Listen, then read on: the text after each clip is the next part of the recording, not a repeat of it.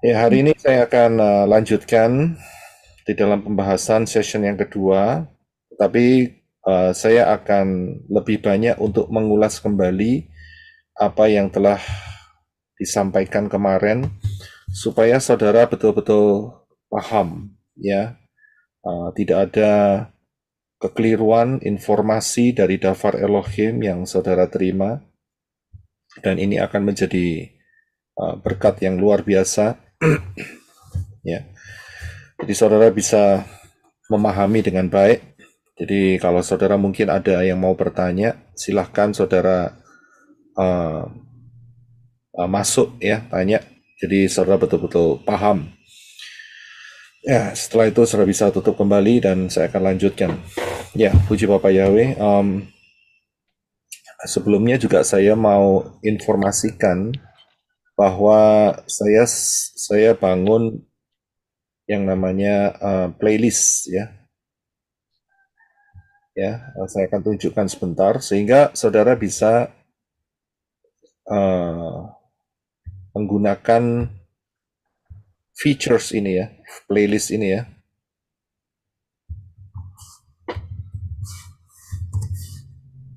Ya, saya akan tunjukkan sehingga saudara bisa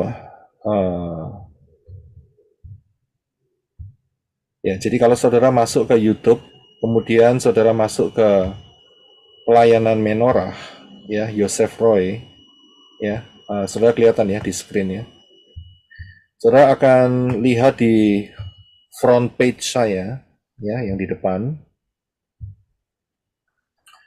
itu ada gambar menorah dan kemudian ada pelayanan menorah Yosef Roy.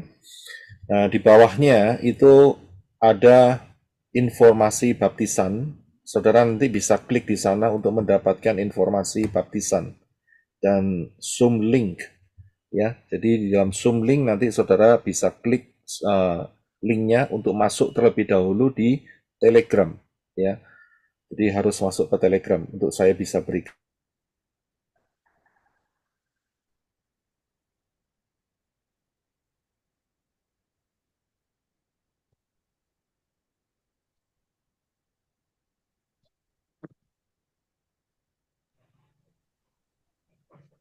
Gangguan sinyal lagi ya teman-teman.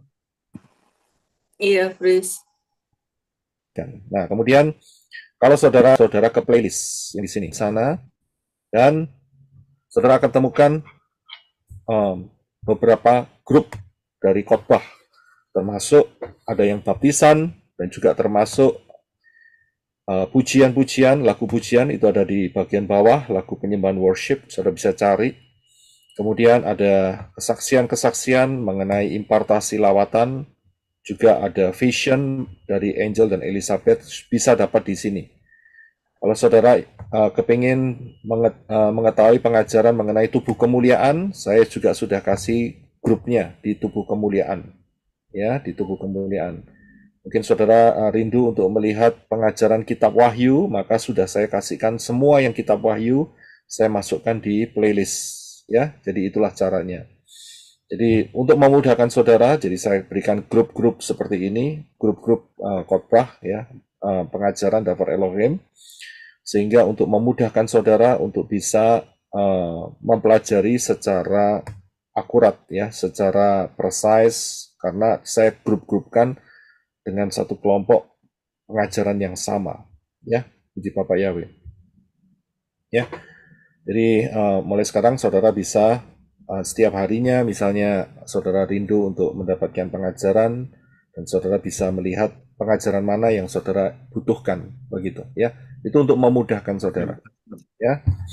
Jadi saudara tidak kebingungan nyari video live segitu banyaknya, ya ini sudah mulai di atas 150-an kalau nggak salah. Ya, belum lagi yang darah video, pengajaran only. Ya, jadi bingung cara untuk nyarinya. Jadi dengan menggunakan playlist maka akan lebih terorganisasi, ya terorganize. Ya, misalnya saudara butuh pengajaran mengenai kemah suci, ya saya sudah cantumkan di playlist khusus untuk kemah suci. Nah, kalau saudara mau puji-pujian, saudara bisa masuk ke daerah yang puji-pujian penyembahan. Nah, di sana saudara bisa klik untuk bisa continue. Jadi nggak terputus, saudara. Ya, setelah lagu pertama, penyembahan kedua, ketiga, keempat. Jadi saat saudara masuk dalam hadirat Bapak Yahweh nggak kepotong begitu loh. Ya, dengan menggunakan playlist, maka saudara akan bisa mengikutinya continue terus sampai terakhir sejauh mana saudara punya waktu untuk menyembah Bapak Yahweh. Dan itu sangat convenient sekali, ya, luar biasa sekali teknologi ini, ya, sehingga saudara bisa pakai dengan luar biasa. Ya, puji Bapak Yahweh. Ya, saya akan lanjutkan mengenai pengajaran, ya, mengenai yang kemarin. Makasih Pak Yosef. Ya, sama-sama. Ya, seperti biasa kita harus paham, kita harus kembali ke akar pola Ibrani yang benar, karena pola Ibrani yang benar ini kaya raya. Di luar akar pola Ibrani yang benar ini miskin, ya, sedikit, bahkan diacak-acak, membingungkan. Karena apa? Karena Bapak Yahweh telah memberikan dafar Elohim kepada hidup kita ini lengkap, saudara, ya, lengkap dan detail, ya, lengkap dan detail sejak dari penciptaan Shamayim sampai nanti di dalam Yerusalem dan bumi yang baru. Itu lengkap. Ayat-ayatnya itu sudah lengkap, sangat presisi sekali. Ya, asalkan saudara dapat menaruh atau meletakkan ayat-ayat itu di posisi yang benar, maka akan kelihatan dengan jelas. Mengapa pengajaran-pengajaran di luar sana tidak dapat melihat? Karena mereka tidak paham akan konsep yang Bapak Yahweh berikan. Jadi mereka paksakan ayat-ayat itu, dan kalau tidak masuk, ya mereka tidak masuk di tempatnya, maka mereka akan membangun opini sendiri. Nah, inilah kesalahan. Ya, inilah kesalahan yang sangat fatal. Ya, dan kemudian mereka ajarkan. Jadi pengajaran palsu ceritanya. Ya. Jadi saudara harus tahu bahwa ayat-ayat itu harus ada penempatan yang benar, dan kemudian ayat-ayat tersebut integrated, ya, integrated, ya, dan jangan lupa dengan pola, yaitu pola prophecy is a pattern, ya. Dengan kunci-kunci itu yang senantiasa saya ingatkan kepada saudara, saya ajarkan, saudara akan melihat kebenaran daftar Elohim ini dengan lebih sempurna, luar biasa, ya, luar biasa, sangat dahsyat.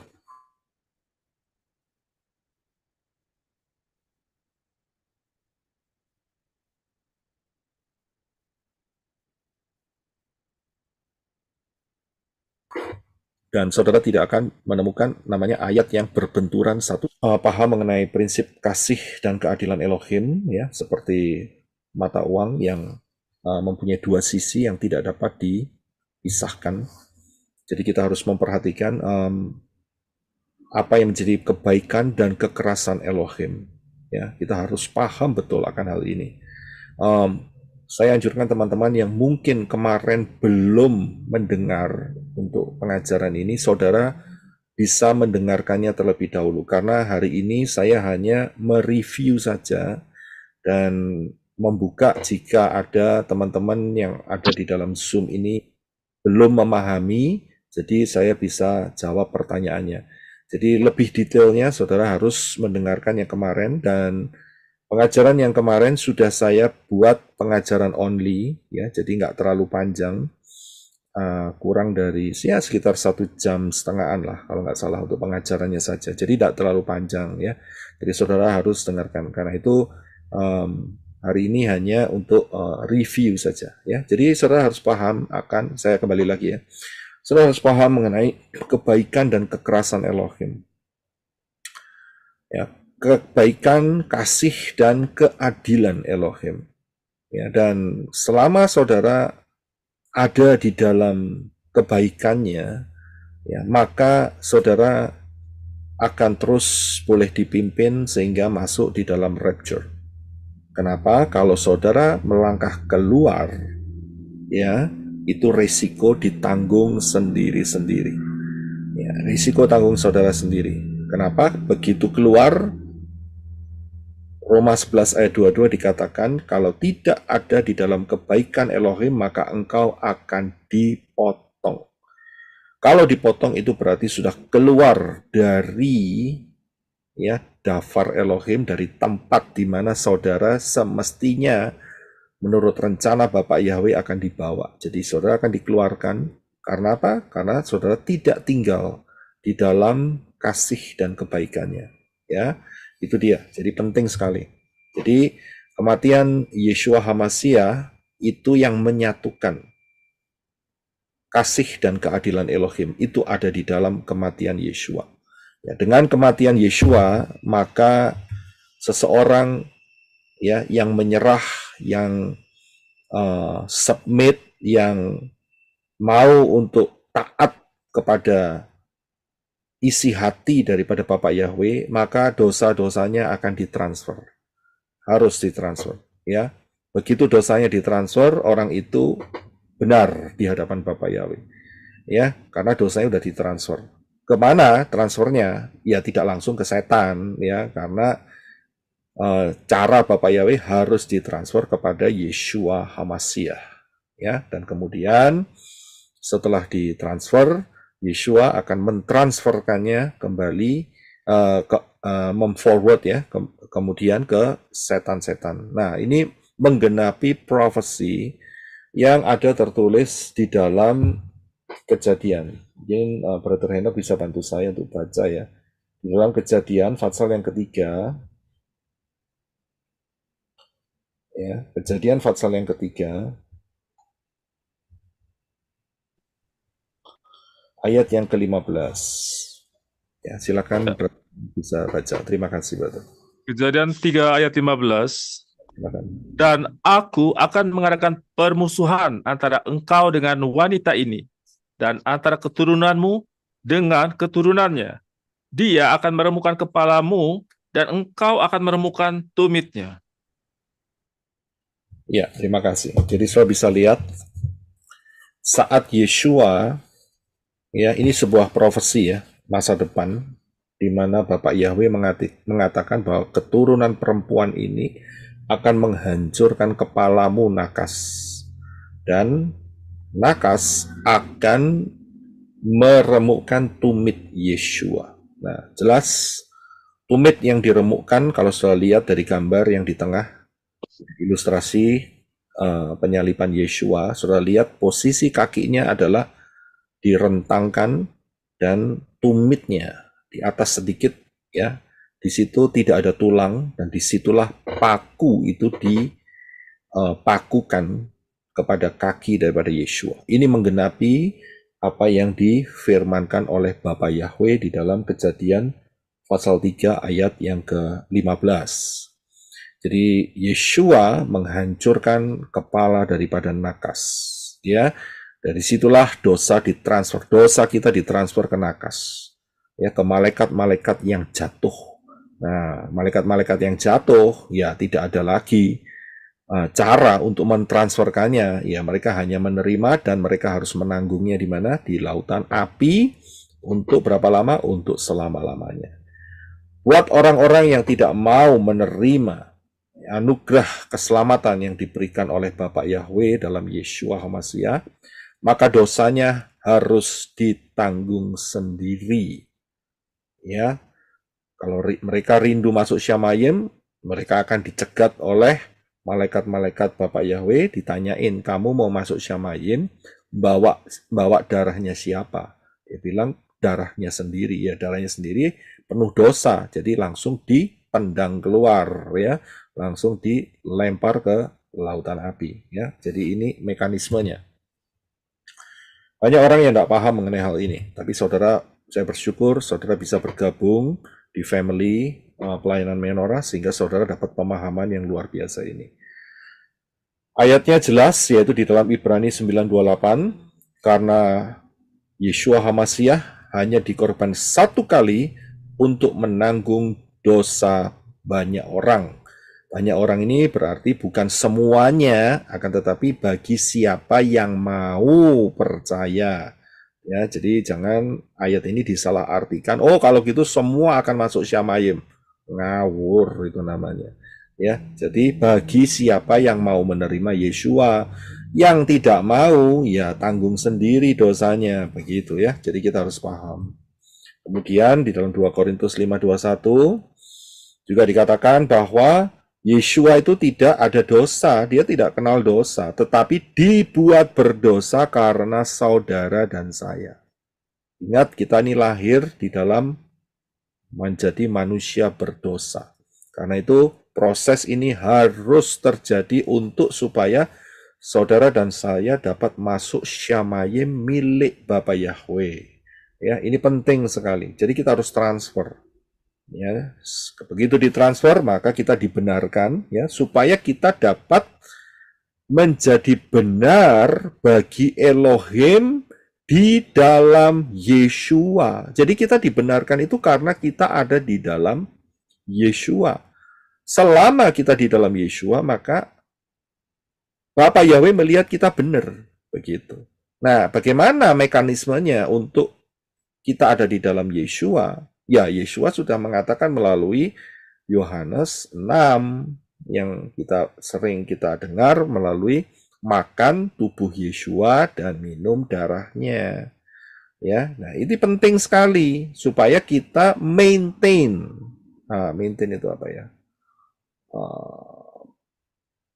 Maintain itu apa ya? Memelihara, ya. Pertahankan. Memelihara. Ya, terima kasih. Mentaati, Pak. Ya, jadi maintaining, ya, memelihara, ya, posisi saudara harus ada di dalam Yeshua, begitu loh, ya. Jadi bukan di luar Yeshua. Begitu ada yang melangkah keluar Yeshua, udah. Kita kembali ke ayat yang di atas tadi, yaitu keadilan Bapa Yahweh akan bekerja. Saudara akan dipotong, akan dikerap. Karena tidak ada di dalam Yeshua. Nah, ini penting sekali. Lah, bagaimana kita bisa maintain, ya, kita bisa senantiasa tetap di dalam Yeshua, yaitu kita harus punya pengertian Davar Elohim yang baik dan benar, begitu. Ya, jadi nggak salah arahnya. Ya, pengertian ini penting sekali, sangat-sangat penting sekali. Ya, supaya kalau sampai salah langkah, maka pengertian Davar Elohim itu akan meluruskan hidup saudara, ya, hidup kita semua. Kamu keluar loh. Ruah Yahweh Elohim berkata, kamu keluar loh dari Yeshua. Kamu harus ada di dalamnya. Maka kita, iya ya, kita salah nih. Berarti kita harus kembali ke Davar Elohim.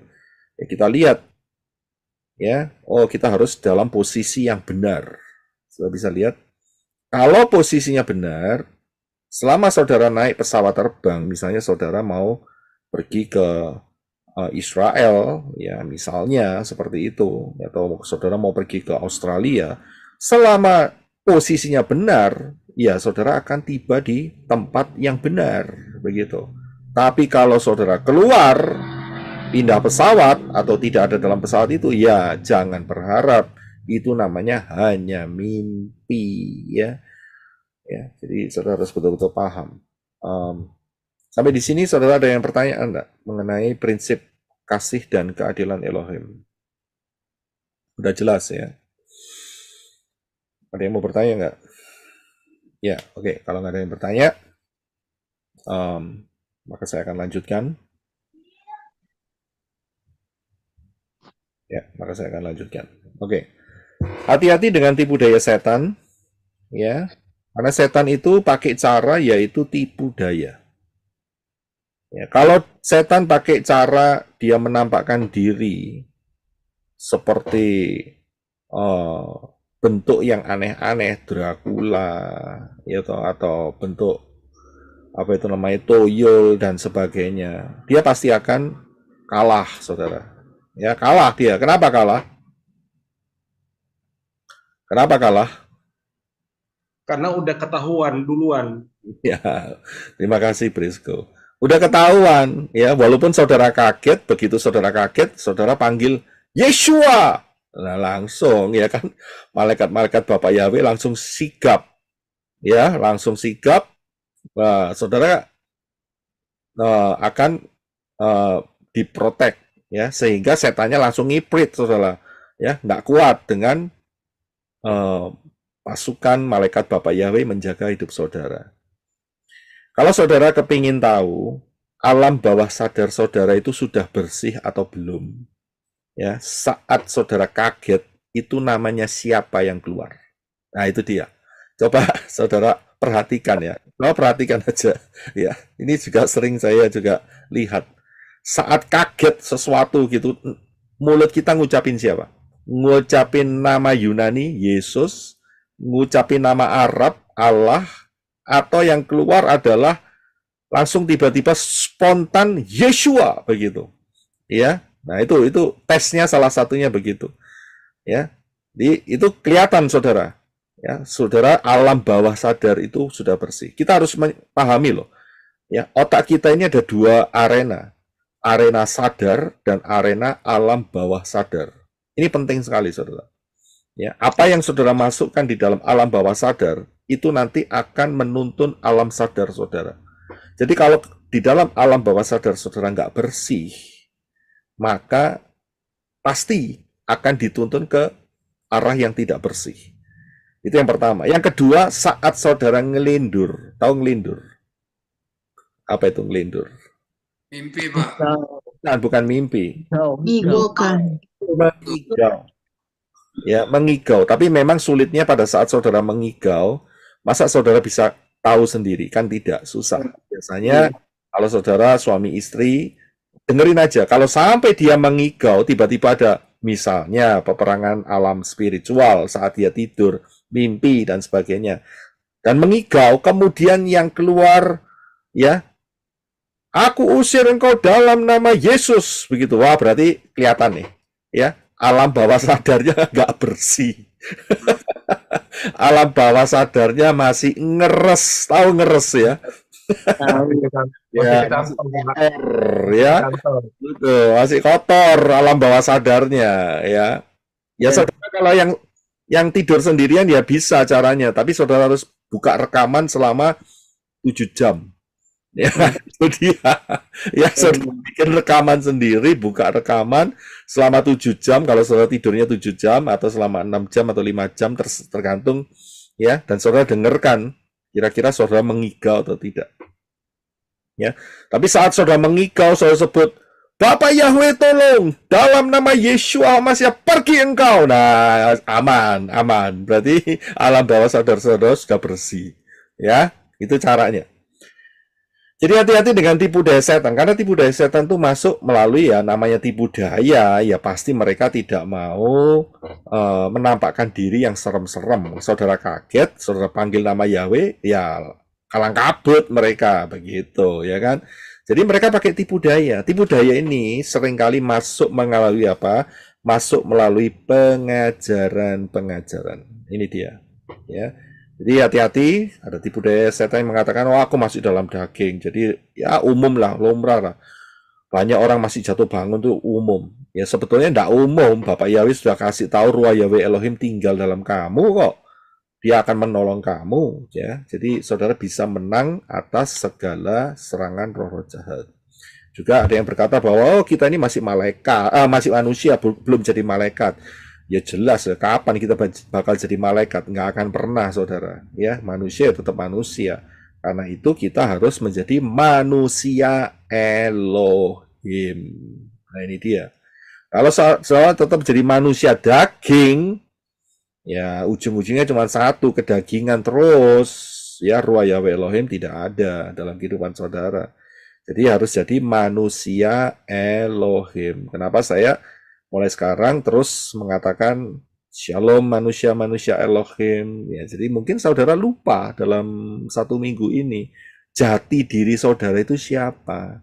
Ya, dengan adanya kebaktian Syabat di buka Syabat dan tutup Syabat ini kita diingatkan kembali bahwa saudara ada Ruah Yahweh Elohim.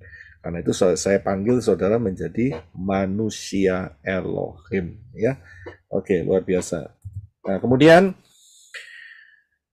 Yeshua mengatakan aku tidak mengenalmu, itu ada di dalam 2 ayat, yaitu di dalam Matius 7:23 dan di dalam Matius 25 ayat yang ke-12, ya. Jadi Yeshua sudah mengatakannya, memberikan warning, hati-hati. Walaupun, ya nanti saudara bisa baca sendiri ayatnya karena saya sudah bahas kemarin.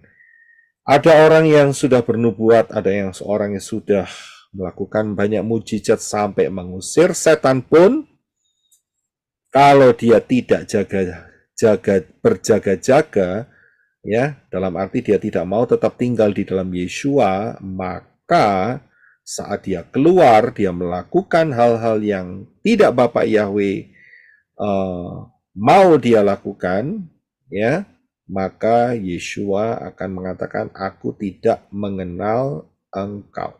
Nah, saya mau sedikit tambahkan dalam hal ini, saudara jangan terkecoh dengan yang namanya seseorang yang diurapi. Ya, saudara ngomong, wah itu Pak diurapi Pak, oleh Elohim, oleh Bapak Yahweh. Wes pasti bener ya. Oh tunggu dulu. Saya harus kasih tahu ya, kalau saudara lihat daftar Elohim, pengurapan itu, ya, manusia itu tidak boleh menjamah. Contohnya siapa? Daud. Daud tahu bahwa Saul itu diurapi oleh Bapak Yahweh.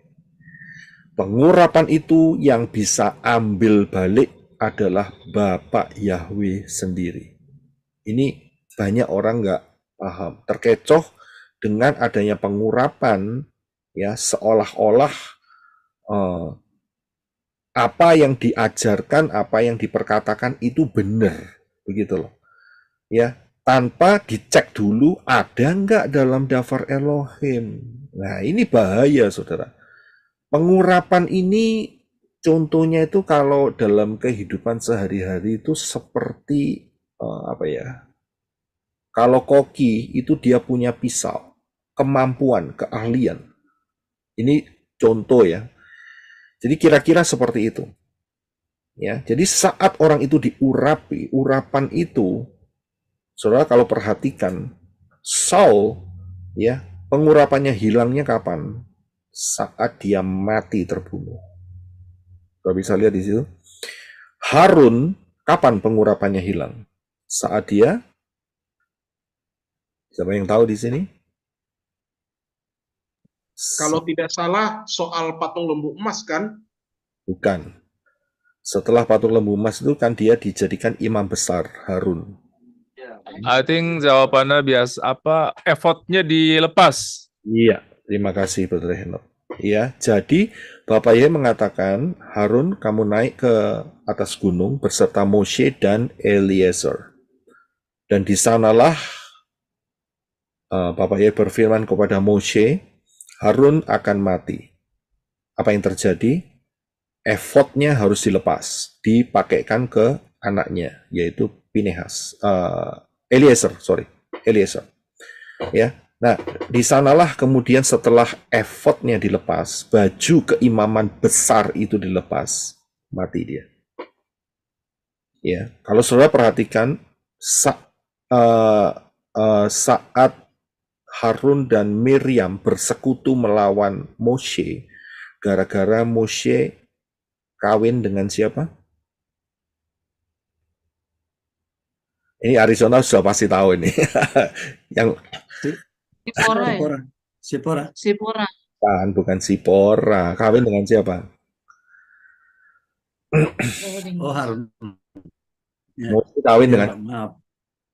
Moshe kawin dengan siapa saat itu? Sehingga si Harun dan Miriam itu protes sama dia. Wanita Kush. Nah, wanita Kush, betul. Kalau dalam bahasa kitab suci itu Kush. Saudara tahu Kush itu di mana? Ethiopia. Iya, jadi Moshe itu mengambil perempuan Ethiopia. Loh, kenapa kok enggak ambil perempuan Yehudi? Iya kan? Sebangsanya sendiri. Enggak.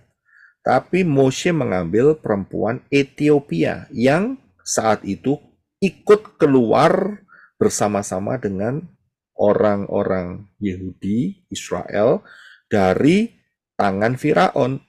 Begitu. Nah, ini membuat trigger, ya, komplain si Harun sama Miriam. Tapi saat komplain, siapa yang menjadi pembela daripada Moshe? Yaitu Bapak Yahweh sendiri, ya kan? Nah, begitu dibela, yang kena tulah siapa? Maryam. Tulah Miriam. adalah Miriam. Kenapa Harun tidak kena tulah? Nah, ini pertanyaan begitu. Kenapa kira-kira? Karena pakai jubah. Iya, karena dia ada jubah keimam besaran itu. Saudara bisa lihat. Dan tulahnya itu kusta, saudara. Bayangkan kalau imam besarnya kusta, rusak itu rencananya Bapak Yahweh. Saudara bisa lihat di sini. Nah, sedangkan Miriam, dia hanya sebagai nabiah. Dia nggak ada. Keimaman tidak ada. Kenalah dia kusta selama berapa hari?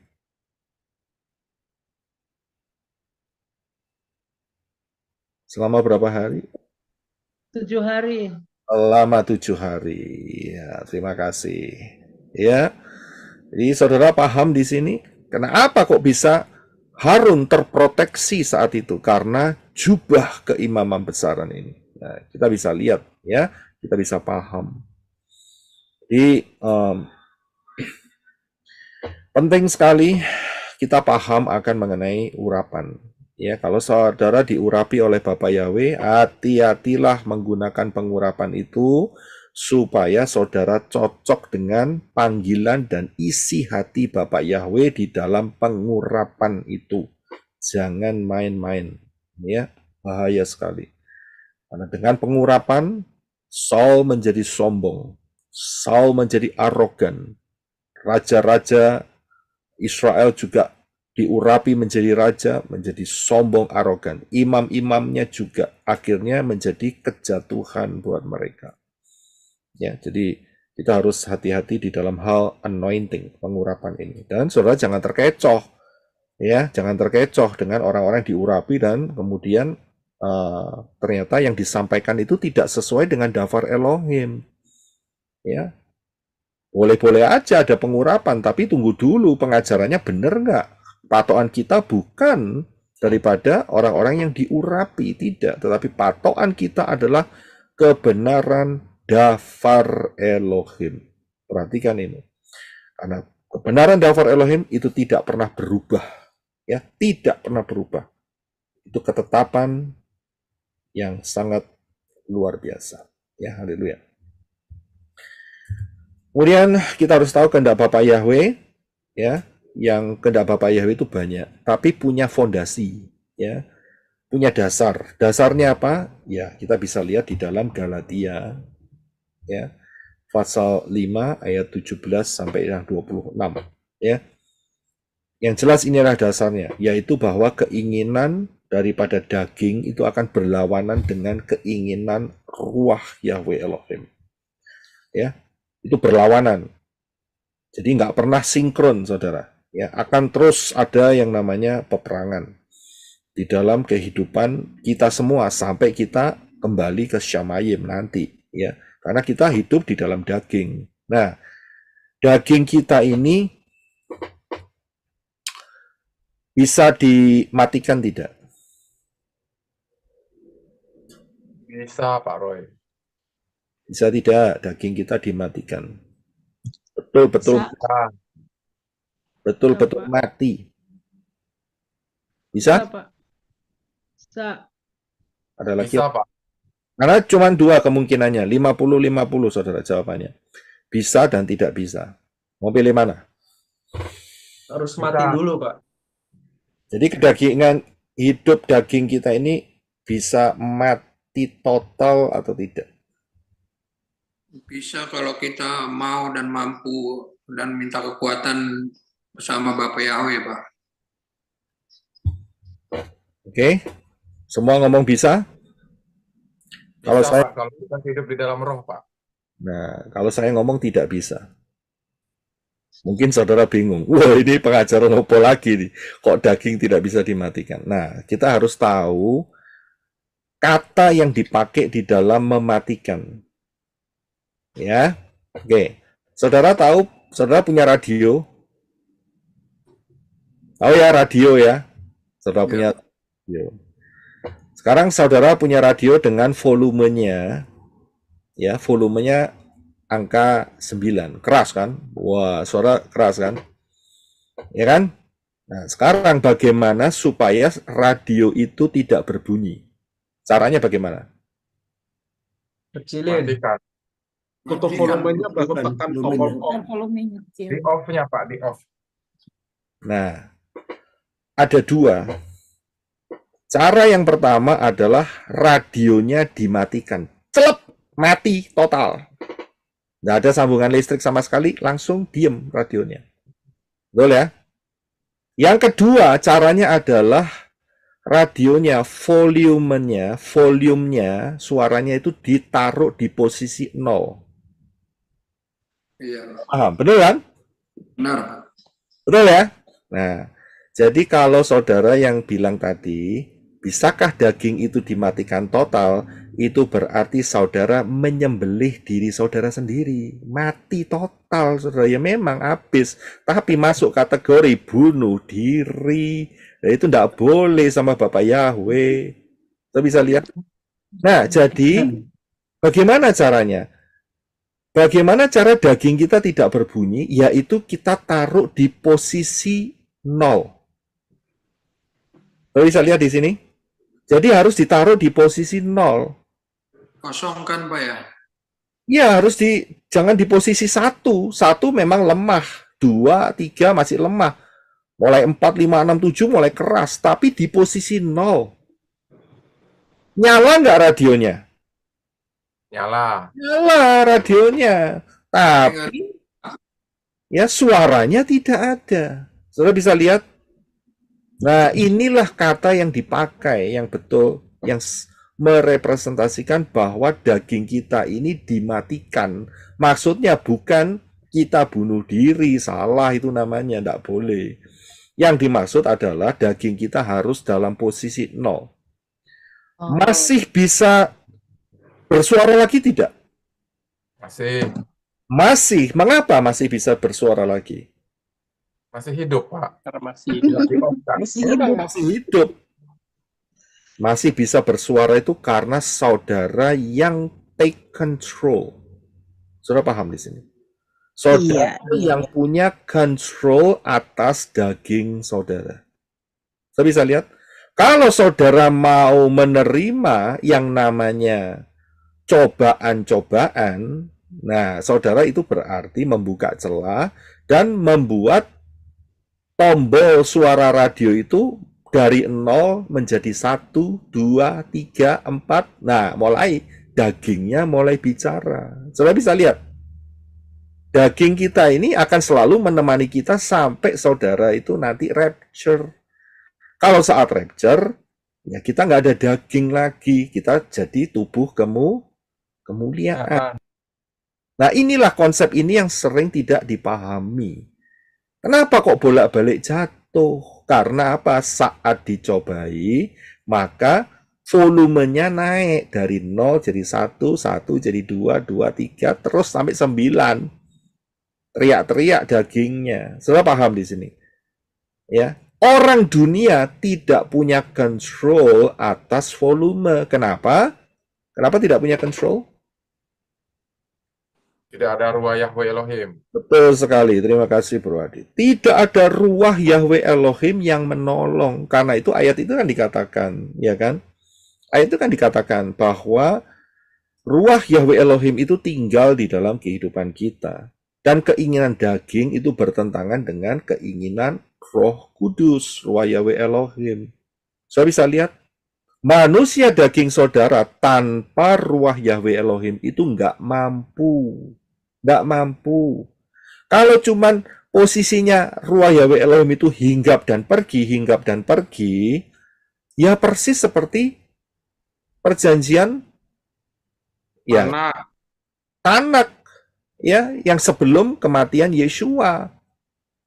Ya di posisi itu ya mau kawin 2, 3, 4 sampai 1000 ya gak apa-apa. Ngerti maksudnya? Nggak apa-apa. Karena apa? Ya karena nggak ada darah Yeshua, nggak ada penolong. Saya bisa lihat dan ingat loh, orang-orang yang pada posisi sebelum kematian Yeshua tidak bisa disebut sebagai manusia Elohim, tidak bisa. Paham ya di sini?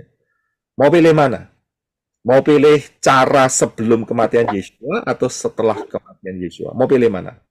Setelah Setelah kematian Fase 2, fase 2. Manusia Elohim. Kenapa dengan manusia Elohim maka saudara dilayakkan untuk nanti masuk di dalam Capture, Pak. Yerusalem yang baru? Amin. Amin. Ya, pahami. Ini harus dipahami, saudara. Seringkali orang, kenapa kok jatuh bangun? Kenapa kok jatuh bangun? Karena nggak ngerti prinsip ini. Ya, kenapa kok dagingku nggak mati-mati? Nah, karena nggak tahu caranya, begitu loh. Ya, caranya apa ya? Saudara harus gandengan dengan Ruah Yahweh Elohim. Jadi, volume daging saudara itu posisinya 0, bukan off. Off itu nanti kalau betul-betul mati, nggak punya detak jantung, nafasnya tidak ada, otaknya tidak berfungsi, sudah itu dead namanya, mati. Itu daging yang mati di situ. Saudara bisa paham ya di sini ya. Amin. Itu bagaimana Pak dengan pencobaan? Nah, saya kasih tahu. Pencobaan itu, saya mau tanya sama saudara. Setiap hari saudara pasti ada jalan keluar kan? Nggak di rumah terus kan? Iya. Ya betul kan? Nah, saat di luar rumah, ya, itu ada burung-burung yang berterbangan di atas kepala saudara. Saudara usir tidak? Enggak. Burung nggak usah diusir. Diusir nggak? Ada burung yang terbang di atas kepala saudara. Di atas loh. Diusir nggak? Kita ini ngusir burung kalau burung yang di udara itu mau mencelok. Ngerti mencelok? Iya. Kalau mau mencelok di kepala saudara, itu Baru diusir. kalau nggak mencelok, ya sudah lewatin saja. Begitu loh. Saudara bisa lihat, kalau pencobaan-pencobaan itu, wah ini pencobaan mau membuat daging saya keluar, itu mau setan mau mencelok ini dalam pikiran saya. Tahu mencelok ya? Hinggap. Usir saudara. Ya. Kalau cuma burung di udara seliwar-seliwar, saudara ngusir, habis energimu di situ. Gitu. Saudara bisa lihat di situ. Jadi burung di udara kalau lewat, ya namanya pencobaan. Saudara hidup di dunia ini ya wah, banyak banget pencobaannya. Saudara bisa lihat. Tapi lihat, kalau ada panah berapi yang mau bersarang dalam pikiran saudara, itu yang saudara harus perangi. Paham ya di sini ya? Itu yang saudara harus lawan. Ya. Jadi kita harus tahu caranya. Ya, jangan sampai kepala kita dikasih kotorannya burung, trot begitu. Wah, masalah besar ceritanya. Mau meeting, mau ketemu bos, kepalanya kena tai burung lagi. Wah, kan susah ya kan? Pulang keramas dulu. Ya habis waktu, janjiannya akhirnya terlambat. Kita bisa lihat lah, kalau kita tahu ada burung mau hinggap, wah ya kita ambil apa, tutup panci atau apa gitu ya, usir saudara, ya kan? Itu caranya demikian, ya. Jadi kita harus tahu cara peperangannya seperti itu. Ya, saya akan lanjutkan. Ya, paham ya? Ada yang mau bertanya nggak nih? Nggak ya? Oke, haleluya. Pak Yosef, saya angkat tangan dari tadi. Oh, sorry, saya nggak kelihatan di sini. Sorry. Ya, gimana? Ya, mungkin yang bicara tentang keinginan daging ya, untuk saya pribadi, Jadi kalau teman-teman tidak menerima dari Tuhan ya, dari Bapak Yahweh ya jangan. Dari tahun 2018 waktu saya di Korea, Roh Kudus itu mengarahkan saya setelah pulang dari Korea waktu itu hapus Facebook begitu ya. Padahal saya tidak buat Facebook, tapi teman yang membuatkan. Hanya saya kadang-kadang melihat gitu ya, Tapi Roh Kudus bilang kamu terlalu sering men-scroll itu, sekalipun tidak komen atau like, tapi itu banyak membuang waktu. Lebih bagus membaca daftar Elohim gitu ya. Itu dihapus. Dan waktu pulang ke Indonesia saya hapus itu langsung. Dan sampai sekarang tidak lagi ya. Dan apakah itu merupakan pengurangan daging? Itu yang pertama. Terus yang kedua, yang saya lihat sekarang kan bukan saja anak-anak tapi sampai orang dewasa saja itu intens di HP mereka itu ada permainan game. yang seringkali 1 jam 2 jam itu nggak kerasa. Ya saya diingatkan gini, kamu lebih banyak waktu dengan siapa? Contohnya anak saya berikan contoh anak saya saja. Saya seringkali sedikit naik suara ke anak karena seringkali waktunya habis di situ, begitu. Karena saya sudah ngajarin dia untuk lebih banyak bersekutu dengan Bapak Yahweh, begitu ya. Apakah salah ketika kita menegur itu dan bahkan memiliki game di HP kita? Bagaimana menurut Pak Roy? Itu saja Pak Roy. Makasih Bapak Yahweh berkati. Ya, oke, terima kasih Sister Trivena. Ya, setiap orang itu punya daya tahan sendiri-sendiri. Ya, tetapi saudara harus bisa memahami kalau sampai hal itu membuat jerat dalam kehidupan saudara. Kelihatannya sih netral, tapi bisa bikin jerat. Nah, ini yang berbahaya, saudara. Ya, jerat inilah yang akan menjadi celah daripada setan untuk bisa masuk. Ya, jadi saudara harus bisa menilai diri saudara sendiri. Ya, jangan sampai masuk di dalam celah, di dalam jerat. Apa saja di dunia ini bisa, saudara. Apa saja, nggak cuma Facebook. Ya, nggak cuma Facebook, nggak cuma Instagram, nggak cuma itu. Hobi bisa, saudara. Ya kan? Habis gitu, saudara suka ngelamun, itu bisa jadi. Ada cuma ngelamun, membayangkan sesuatu. Bisa jadi. Jadi habit-habit yang mengikat, nah itu harus lepas. Begitu. Jangan sampai setan kasih kesempatan untuk masuk melalui celah-celah seperti itu. Ya, ada orang yang berkata, oh aku punya Facebook, aku buat penginjilan, setelah itu aku nggak terlalu bingung dengan scroll langsung apa itu mereka. Ya nggak apa-apa. Tapi tergantung saudara. Pokoknya indikatornya di mana?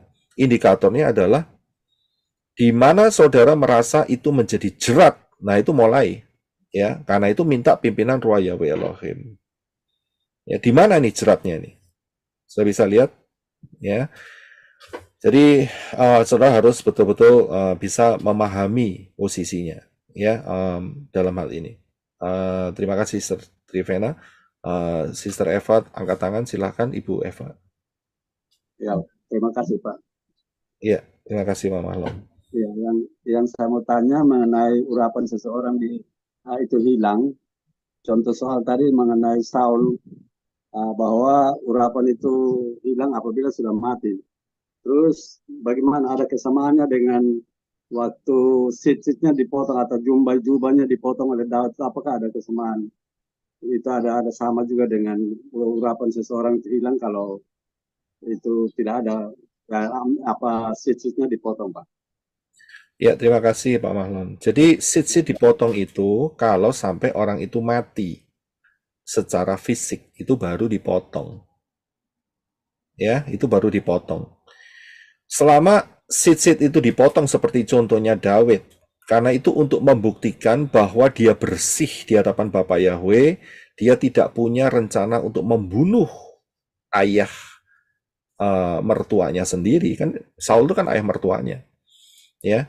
Jadi dalam posisi itu pengurapan daripada Saul tidak hilang. Terbukti dari mana? Terbukti dari Daud mendapat kesempatan lagi untuk membunuh Saul. Saul ketiduran, Yoabnya ketiduran. Ya, bukan Yoab, Abner ketiduran, pengawal jenderalnya, pengawal-pengawalnya ketiduran. Daud mengambil tombak dan periuknya. Saat itu Daud ditemani dengan satu orang. Dan satu orang berkata, sekali tikam, nggak usah 2 kali, sekali, mati dia. Tapi Daud bilang apa? Jangan lakukan itu. Biar Bapak Yahweh sendiri yang menurunkan tangan atas orang ini. Itu kedua kali loh, Daud mau dibunuh.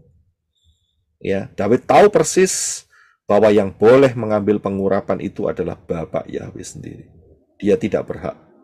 Jadi Daud tangannya bersih dari pembunuhan terhadap Saul saat itu. Ya, bisa dipahami ya. Ya, bisa dipahami Pak Mahlon ya. Ya, Bro Adi angkat tangan silakan. Ya, Pak Roy mengenai hal kedagingan dan kerohanian kita yang dibahas tadi, basic kehendak Bapa Yahweh itu di Galatia 5 ayat 17 sampai 20. Saya bacakan yang di Galatia 5. Ini saya mau bertanya, Pak Yosef Roy.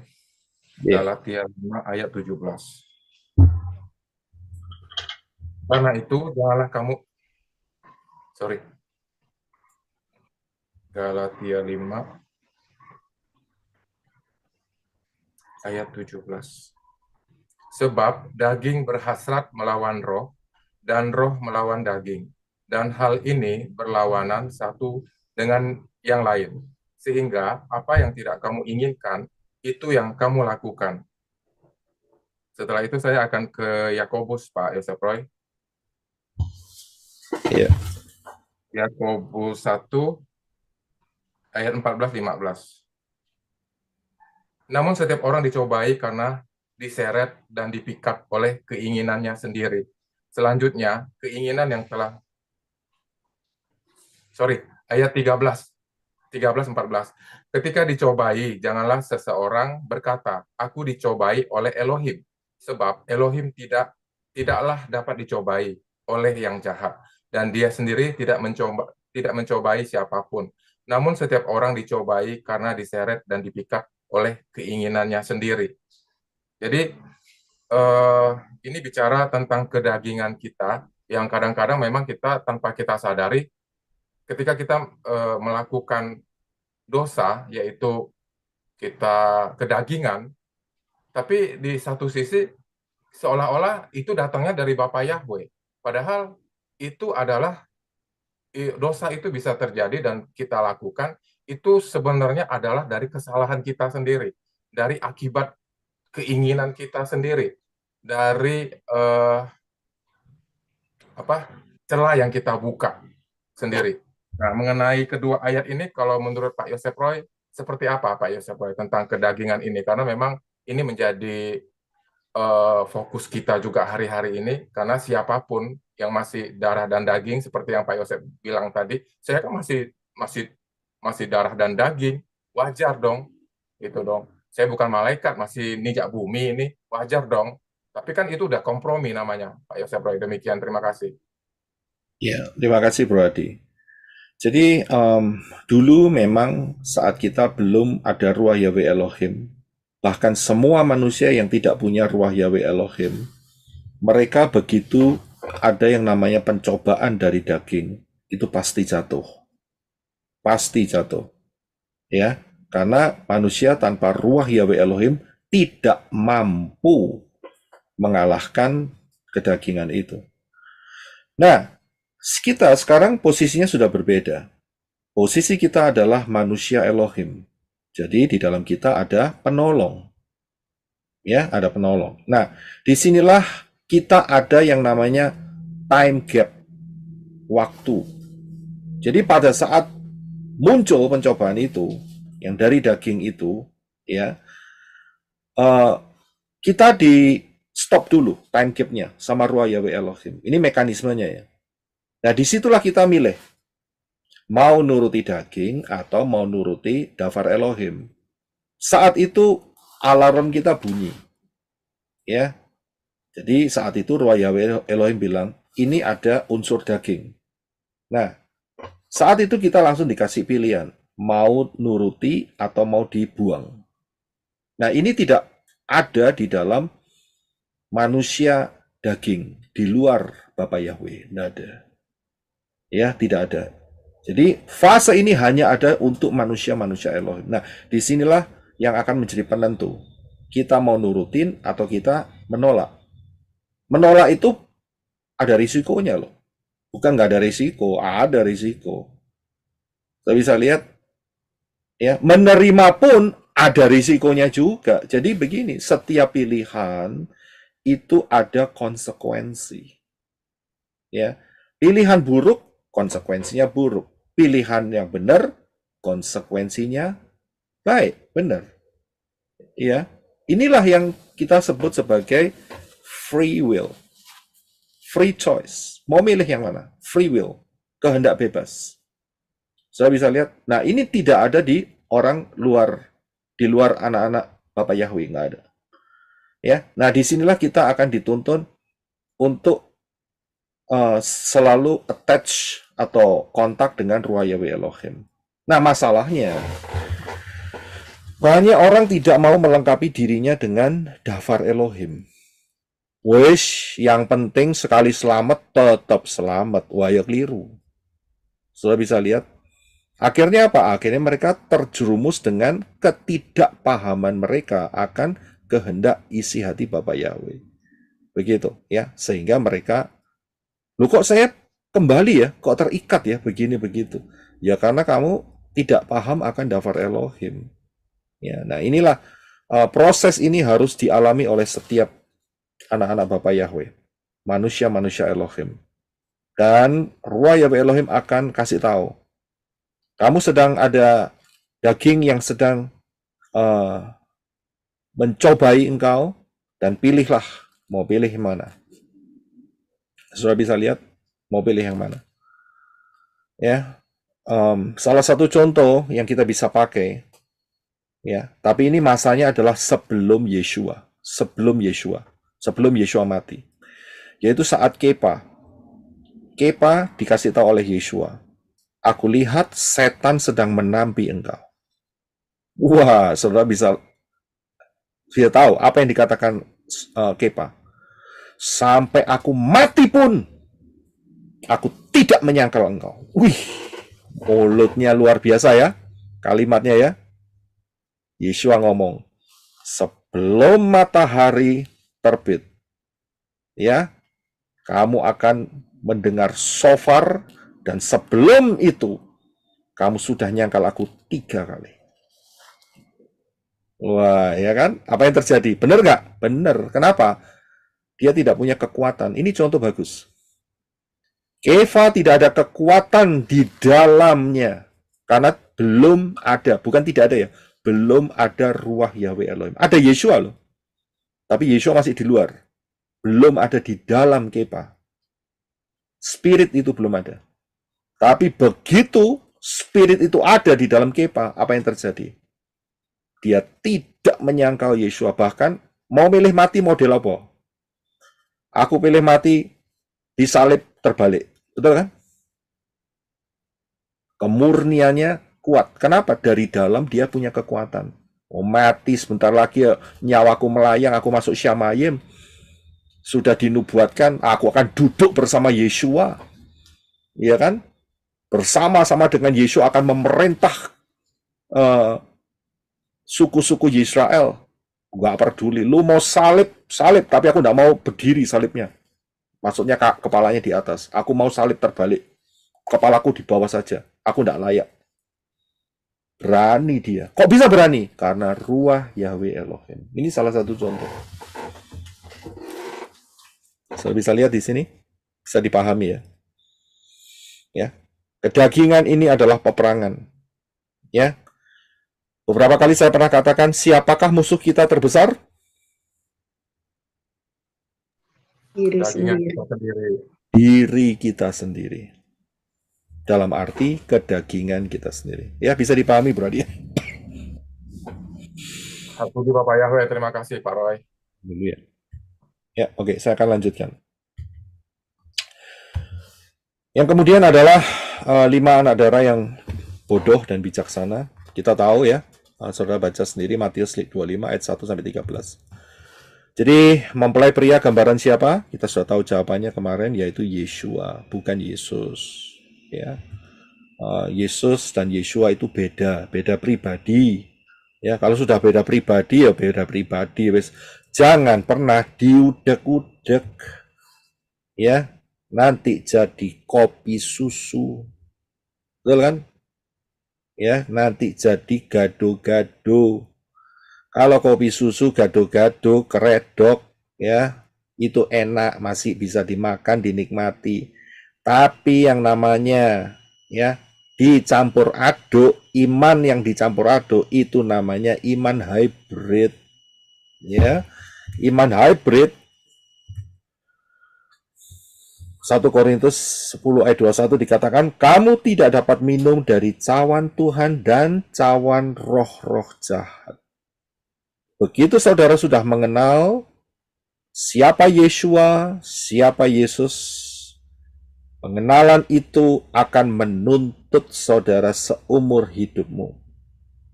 Ya, sampai saudara campur-campur, es campur masih oke. Ya, tapi kepercayaan iman yang dicampur, maka orang-orang yang tetap beriman kepada Yeshua HaMasyiah, tetapi konsepnya campur-campur, berarti dia dimasuki atau ditunggangin roh hybrid. Itu sudah pasti. Apapun alasannya, Pak, saya sudah nggak Natalan nih. Saya sudah tidak,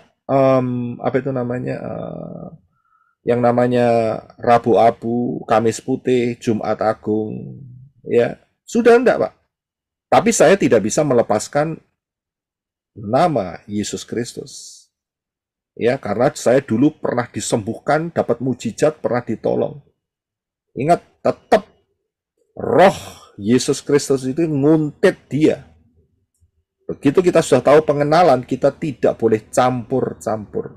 Orang yang campur-campur, maka roh di balik Yesus Kristus itulah yang akan menuntut dia di kursi pengadilan nanti. Ya, karena campur-campur, saudara. Walaupun alasannya sudah tidak merayakan Natalan lagi. Tidak bisa.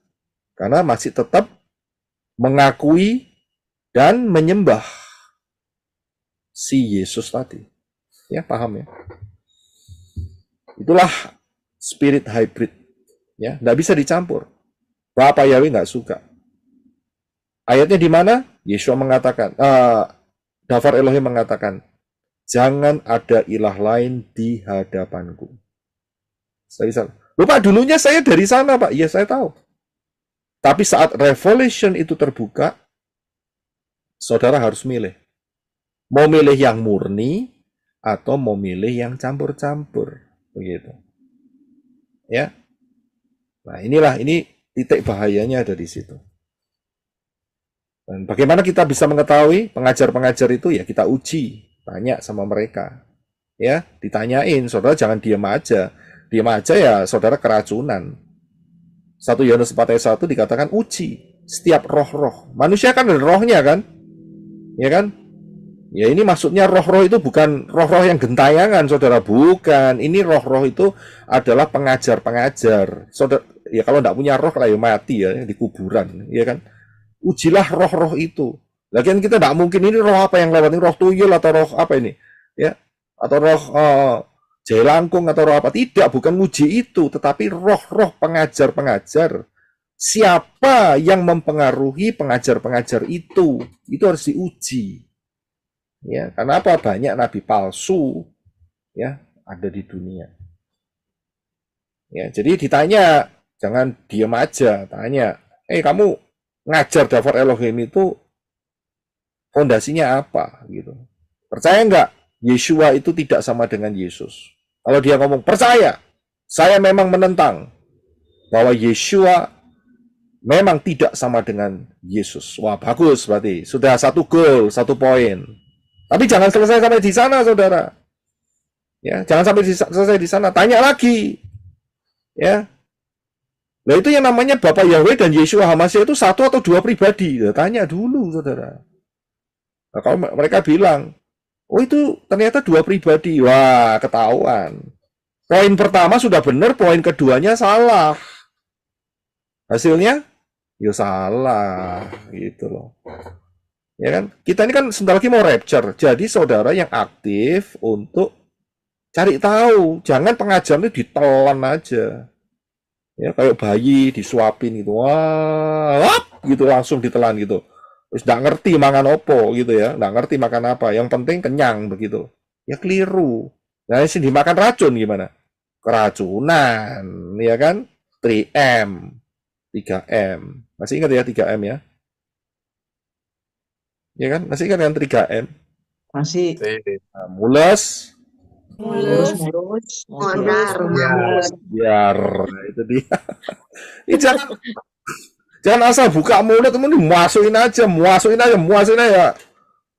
Murus mainfet, ya kan. Akhirnya ya habis air saudara ya, keracunan, mati.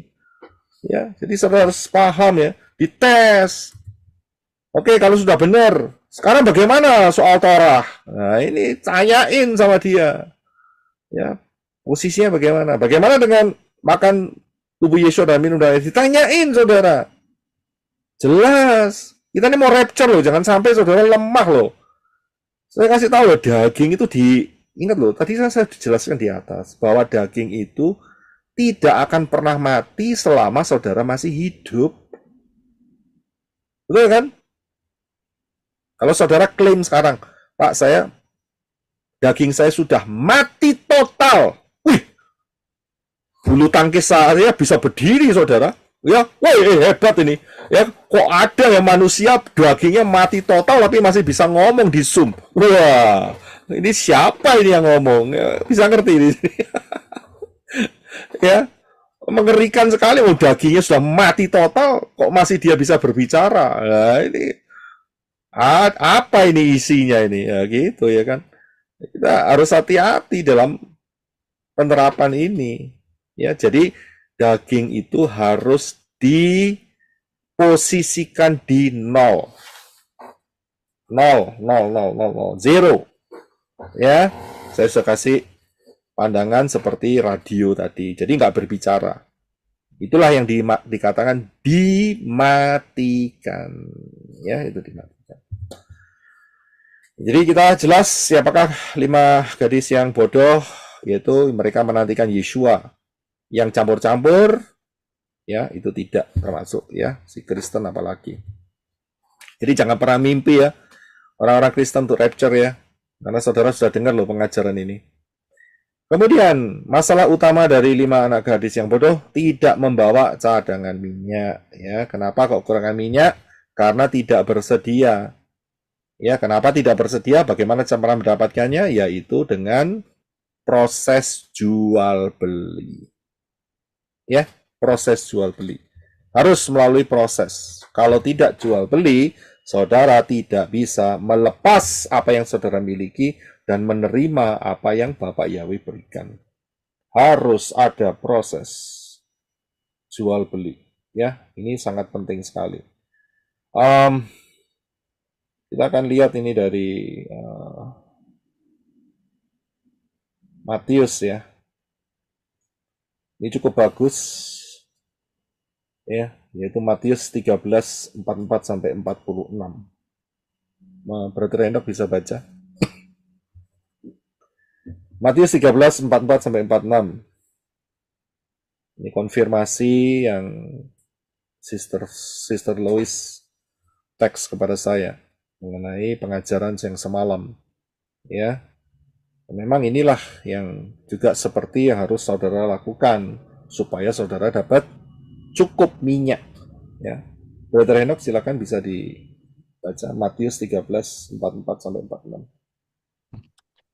44. Lagi pula, kerajaan Syamaim itu seumpama harta yang terpendam di sebuah ladang yang setelah menemukannya, seseorang memendamnya dan oleh karena sukacitanya itu, ia pergi dan menjual segala sesuatu sebanyak yang ia miliki, dan dia membeli ladang itu. 45. Lagi pula, kerajaan Syamaim itu seumpama seorang pedagang yang mencari mutiara yang indah. 46. Yang setelah menemukan sebutir mutiara yang sangat mahal, sambil pergi dia menjual segala sesuatu sebanyak yang ia miliki, dan dia pun membelinya. Ya, terima kasih. Selama orang itu tidak mau menjual itu berarti menyerahkan semuanya untuk diganti dengan yang baru, maka dia tidak akan pernah mendapatkan harta yang terpendam. Ya, ini proses, saudara. Mau dilepas enggak dengan keinginan atau jerat-jerat daging? Ya. Jadi kalau mau ya, maka proses mendapatkan minyak ini akan terjadi. Kalau enggak mau, tetap digandoli ya, jangan pernah harap. Jangan pernah harap. Ya, saya nggak tahu apa yang menjadi masalah dalam kehidupan saudara. Ya, akan tetapi perhatikan baik-baik. Selama tidak mau menyerah, digandoli terus, Bapak Yahweh bilang, oh, ini nggak masuk kriteria nih untuk masuk Syamayim. Ya, wah, bisa masalah besar, saudara. Masalah besar di mana? Ya, lihat aja di 5 anak gadis yang bodoh ini. Apa yang terjadi? Masalah besarnya adalah dia ditolak. Aku tidak mengenalmu. Ya, aku tidak mengenalmu. Jadi kita harus ada proses jual beli. Ya, ini bukan jual beli perdagangan loh, bukan. Ini kita bicara mengenai kerajaan, prinsip-prinsip kerajaan Elohim. Ingat loh ya, ini bukan soal dagang di pasar atau di supermarket atau saudara ada transaksi jual beli atau tidak. Ini prinsip-prinsip kerajaan Elohim. Kan dikatakan tadi, hal kerajaan Syamayim seperti, kan Yesus ngomong seperti itu. Jadi kita harus lihat dari posisi prinsipnya. Oke? Ya, apakah cukup waktu untuk bisa diproses? Ternyata 5 gadis yang bodoh ini masih belajar untuk melepaskan ikatan satu persatu, masih belajar dimulai dari pertama lagi. Nggak cukup waktu, Yesua datang, rapture maksudnya. Wes, cuman satu, left behind. Nggak bisa, sudah rapture, saudara nggak mungkin bisa ketok-ketok. Tolong Yesua supaya ada rapture lagi yang babak kedua begitu. Wah, udah ada ceritanya. Sekali rapture ya cuma sekali, kan sudah dikasih tahu saudara. Cuma sekali. Ya kan? Kan nggak ada, nanti ada rapture lagi. Ya kan? Maka itu kita harus lihat agendanya Bapak Yahweh, jangan lihat agenda sendiri. Agenda Bapak Yahweh di mana? Ya kita sudah tahu polanya. Ya. Kemudian prosesnya melalui seperti apa? Seperti memikul kuk, ya, memikul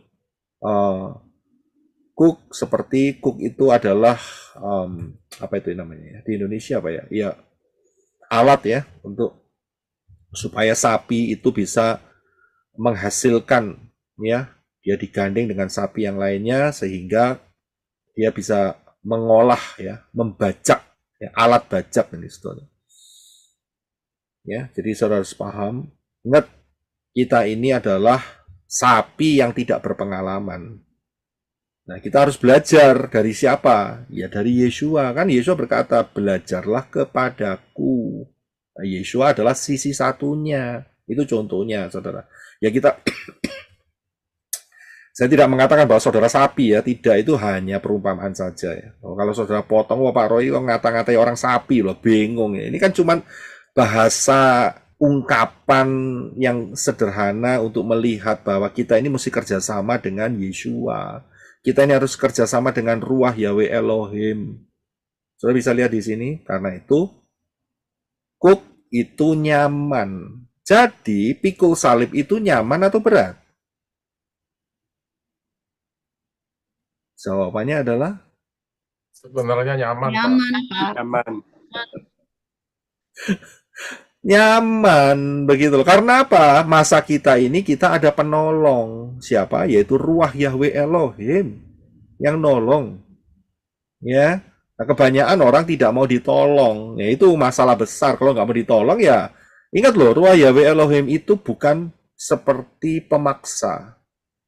Nggak kayak roh setan. Roh setan tuh sering maksa. Dipaksa, diancam, diintimidasi.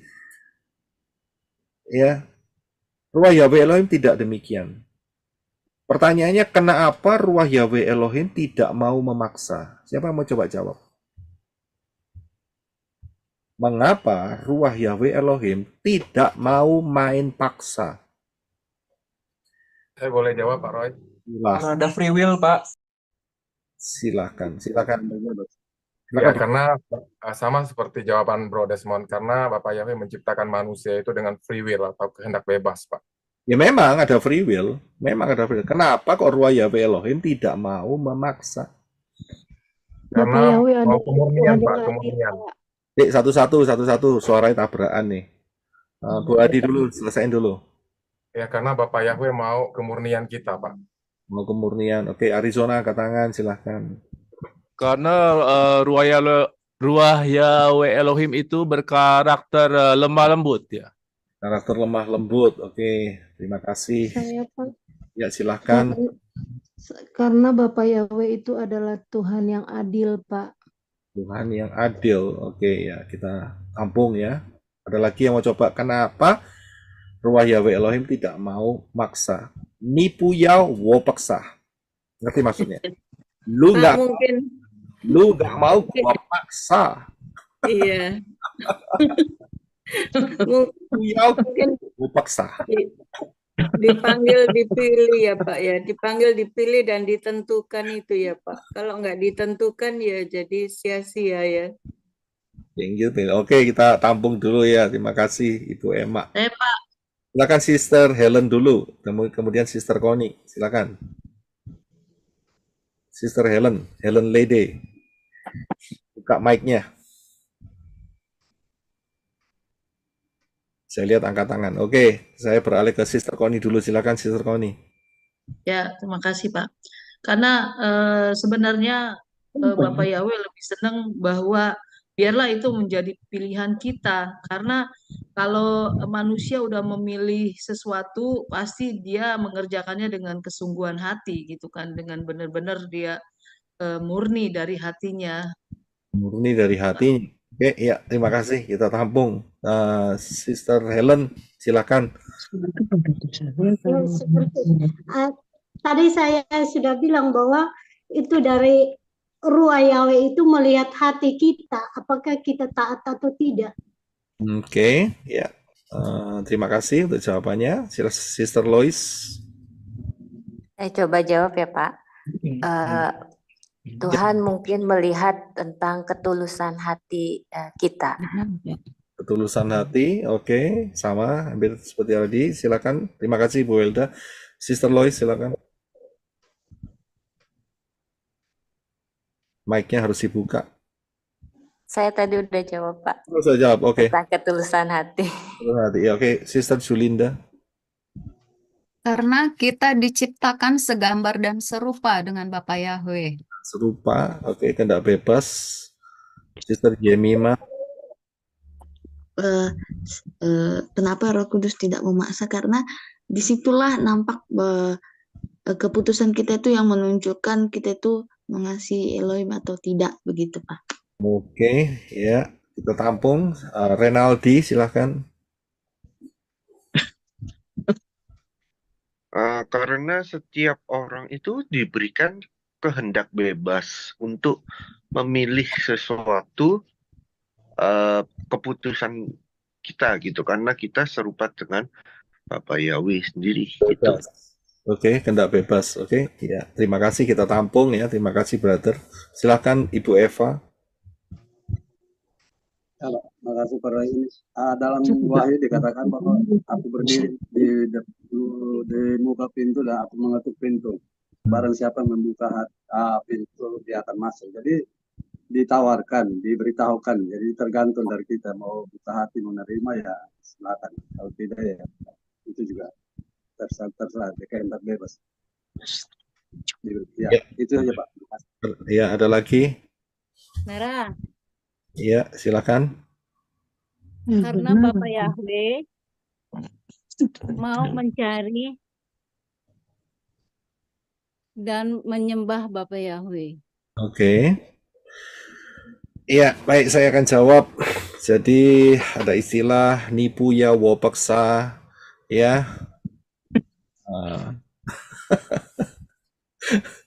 Itu kelanjutannya gimana itu? Nipu ya wo paksa, terus apa itu ya? Saya pernah itu. Nipu ya wo paksa. Nipu ya wo paksa. Paksa Pak, no paksa-paksa. Nipu ya wo paksa, lu paksa wacau gitu loh.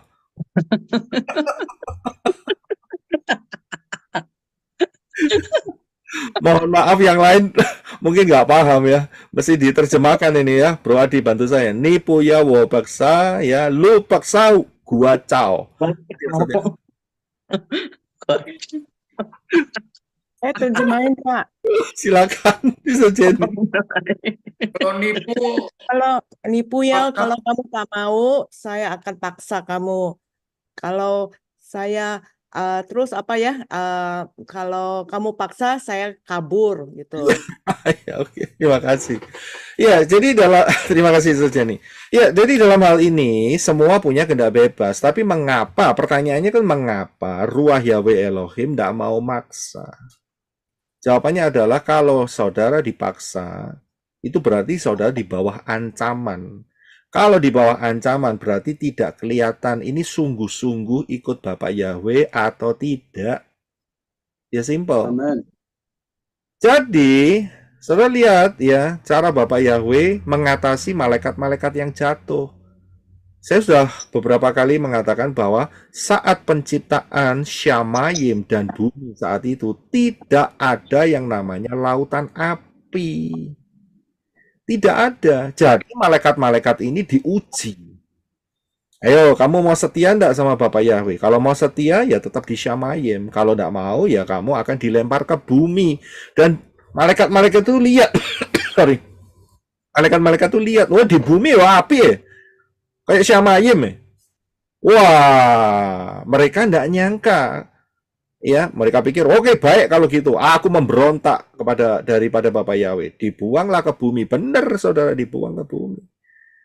Tapi saudara tahu apa rencana Bapak Yahweh? Tunggu dulu tanggal mainnya. Begitu. Satu kali nanti aku terus kepalamu masuk ke lautan api. Ini tidak dilihat. Kita bisa lihat. Nah, setelah daripada peristiwa itu baru ketahuan bahwa ujung daripada malaikat-malaikat yang jatuh yang dibuang ke bumi ini ujungnya ada di lautan api. Nah, kalau sudah kelihatan seperti itu, kira-kira malaikat yang di Syamayim masih mau memberontak enggak? Ya tidak. Ya nek mau memberontak pada Bapak Yahweh sekarang ini tahun 2024 itu namanya malaikat geblek. Ngerti ya, malaikat geblek? Ya, bodoh banget itu ya. Bodoh banget. Oh, sudah kelihatan mau dimasukin lubang tanpa alas, mau sebentar lagi sudah mau masukin lautan api 1000 tahun lagi, masih mau memberontak daripada Bapak Yahweh. Waduh, itu bodoh banget itu malaikat-malaikat itu. Ya, pasti tidak mau, sudah ngeri, ya kan? Ya, jadi yang sudah masuk, yang jatuh ya tidak bisa balik gitu loh. Ya, jadi itulah. Begitu pula dengan saudara.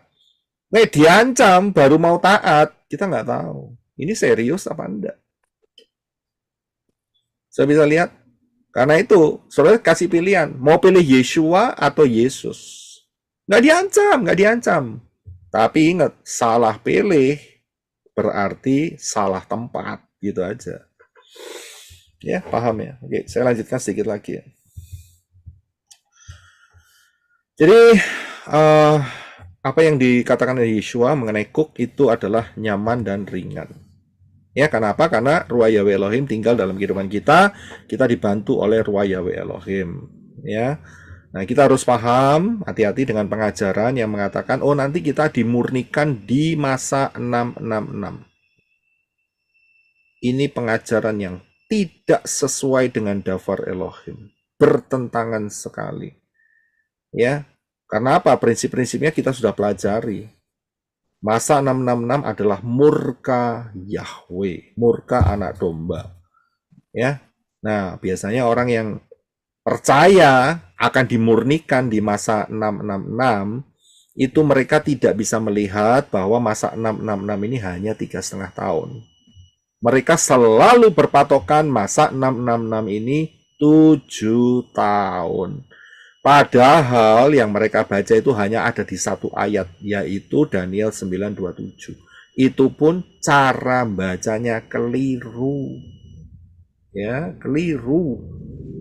Nubuatan itu minggu ke-70 Daniel itu untuk Yeshua, bukan ujungnya ada anti Hamasiah. Tidak. Salah.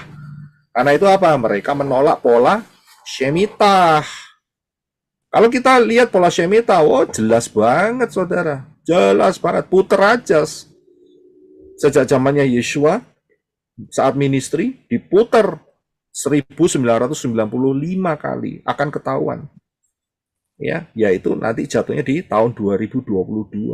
Itulah Shemitahnya. Dan kemudian, satu Shemitah yang terakhir, yaitu antara 2022 sampai plus 7, yaitu 2029. Nah, kita di mana sekarang? Kita 2024. Nah, berarti sudah mendekati rapture. Kita bisa lihat. Jadi konsep mereka itu keliru, ya wes keliru mau diikuti gitu loh. Ya. Terpesona dengan pengurapan. Nah, itu dia salah. Jangan terpesona dengan pengurapan. Karena apa?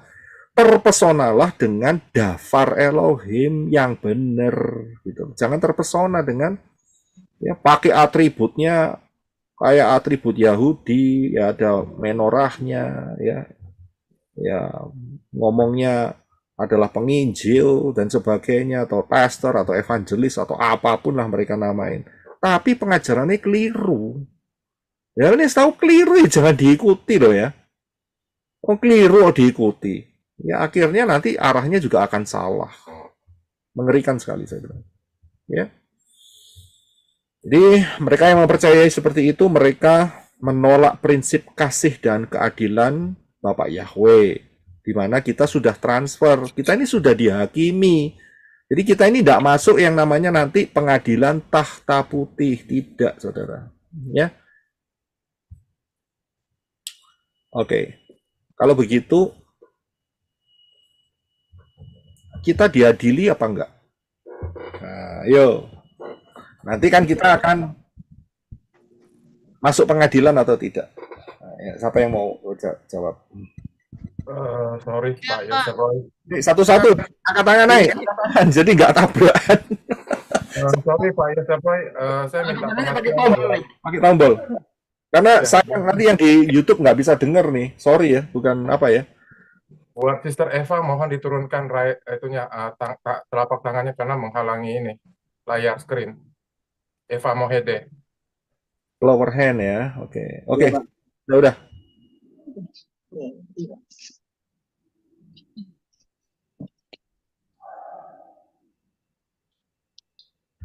Menurut saudara gimana?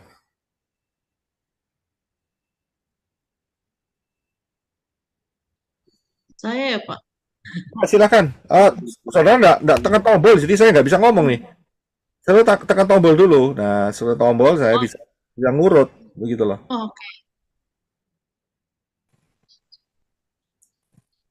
Nggak kelihatan tombolnya.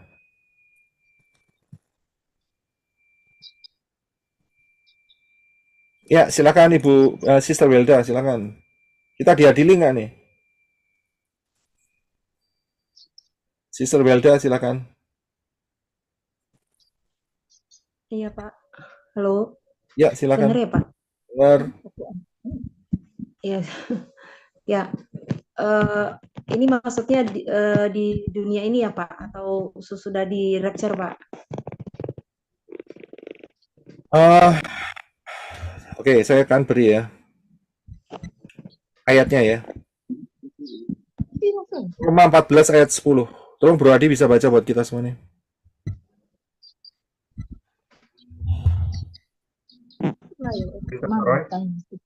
Roma 14 ayat 10.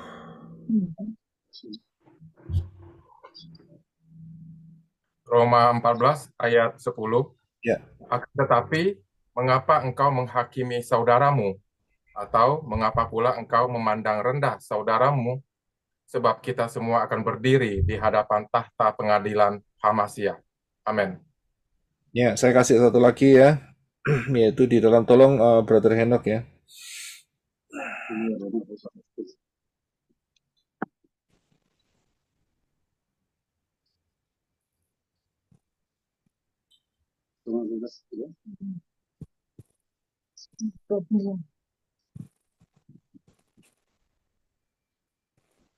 Sebentar ya, sebentar.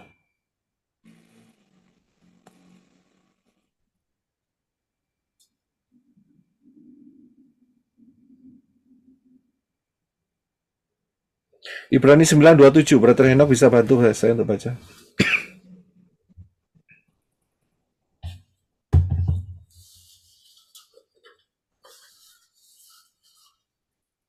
Ibrani 9:27 berbunyi, dan sebagaimana ditetapkan atas manusia untuk mati satu kali saja, dan sesudah itu penghakiman.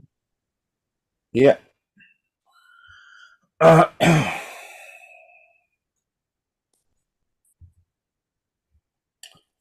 Menurut saudara bagaimana nih? Saudara diyakini nggak? Satu lagi ya, Brother Henok. 2 Korintus 5 ayat 10.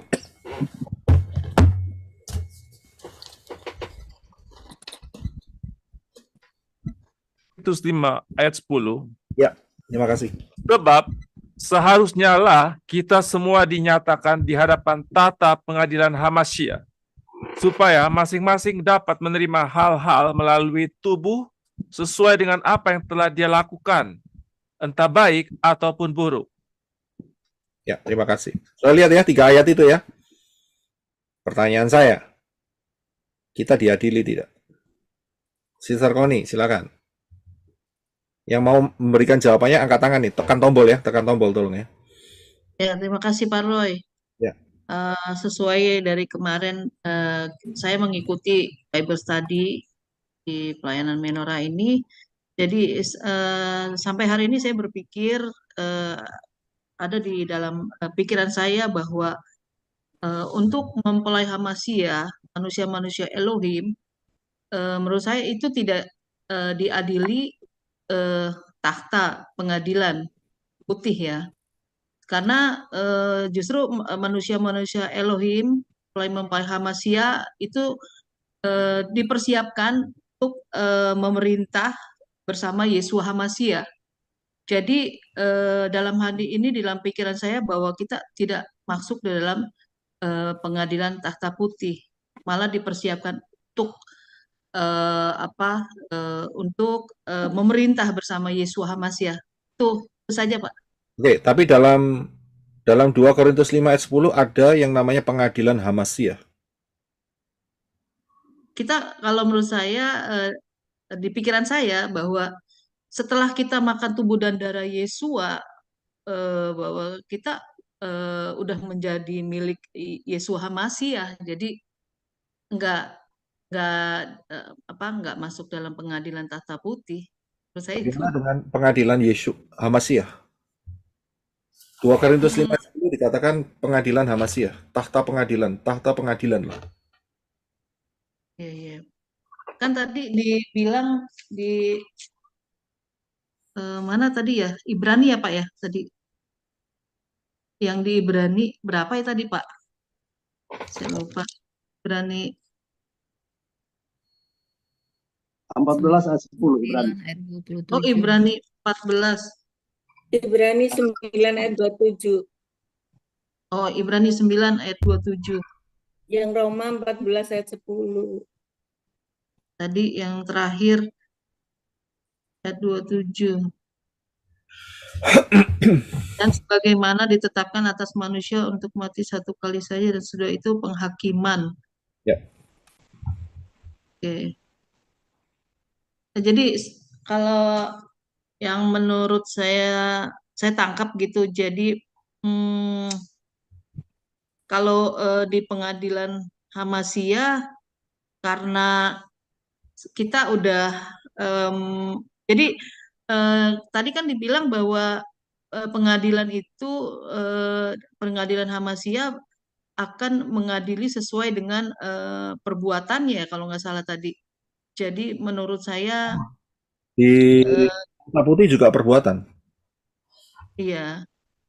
Jadi ya karena saya berpikir bahwa setelah kita ada ruah Elohim di dalam diri kita, itu kan ruah Yahweh Elohim itu kan mengarahkan kita untuk sekarang ini untuk mengarahkan kita untuk tetap di jalan-jalannya, dan juga ruah Yahweh Elohim itu yang yang kalau saya merasakannya ruah Yahweh Elohim itu yang menuntun kita ke dalam segala jalan kebenarannya. Jadi ya kita ruah Yahweh Elohim udah tinggal di dalam kita dan kita ada di dalam Dia, dan kita aja udah tinggal di dalam Yeshua Hamasya dan Yeshua Hamasya di dalam kita. kita udah menyatu dengan ruah Yahweh Elohim. Jadi ya itu aja, sementara itu saya menangkapnya bahwa kita nggak masuk di dalam pengadilan Hamasiyah gitu. Oke, kita Itu tampung. aja, Pak Roy. Terima kasih, Sister Trivena. Apakah kita menghadapi pengadilan? Silakan. Ya, seperti firman Tuhan tadi dikatakan bahwa kita tidak masuk di takhta pengadilan putih. Tetapi kita masuk di pengadilan Hamasiyah itu bukan untuk dihukum ya, tetapi kita akan menerima upah bagian-bagian kita dari Yeshua Mashiach. Karena yang prinsip kasih dan keadilan kita sudah diadili dalam Yeshua, dan ketika kita masuk dalam takhta pengadilan Yeshua Mashiach, kita bukan diadili tapi kita akan diberikan bagian upah atau bukan hadiah ya, upah untuk kita selama kita mengikuti dia. Itu Pak Roy, makasih. Kita tampung dulu ya. Silakan Bro Adi. Iya, kalau menurut saya kita tidak dihakimi lagi, Pak, karena sebenarnya kita sudah dihakimi di dalam Yeshua Hamashiach. Jadi kita tidak dihakimi lagi untuk selanjutnya. Seperti itu, Pak. Ya, terima kasih. Silakan Sister Welda. Iya, menurut saya kita tidak diadili lagi, Pak. Karena apa? Karena semasa hidup di dunia ini kita sudah seperti dengan Pak tadi, kita tidak jatuh bangun apabila ruah Yahweh Elohim itu sudah ada dalam diri kita. Kita sudah mematikan, menolkan kedagingan kita, sehingga tubuh kita itu sudah tidak lagi berkuasa. Hanya yang berkuasa adalah roh kita yang ada dalam Bapa Yahweh, itulah yang sudah berkuasa. Jadi disitulah kita diadilin. Nah, setelah pengadilan dari diri kita itu sudah lulus seleksi, maka kita akan diangkat. Nah, setelah kita diangkat, kita itu akan menjadi mempelai Yeshua Hamashiach. Berarti sudah lulus seleksi bahwa kita sudah diadili di dunia ini. Jadi kita tidak akan mengalami lagi masa pengadilan berikutnya karena kita sudah menjadi mempelai Yeshua Hamashiach. Karena mempelai Yeshua Hamashiach tidak akan mungkin lagi diadili karena sudah memiliki tubuh kemuliaan, sudah menjadi mempelai Yeshua Hamashiach. Begitu Pak. Terima kasih. Oke, terima kasih. Kita akan tampung dulu. Silakan Arizona. Pak Ustadz, kalau pendapat saya mungkin untuk orang-orang percaya yang sudah di rapture, tapi mereka ini akan dihadapkan dengan pengadilan Hamashiach, di mana waktu itu orang percaya akan di-reveal, akan diungkapkan semua perbuatannya selama dia ada sebelum di rapture itu. Jadi untuk menerima seperti mahkota-mahkota itu.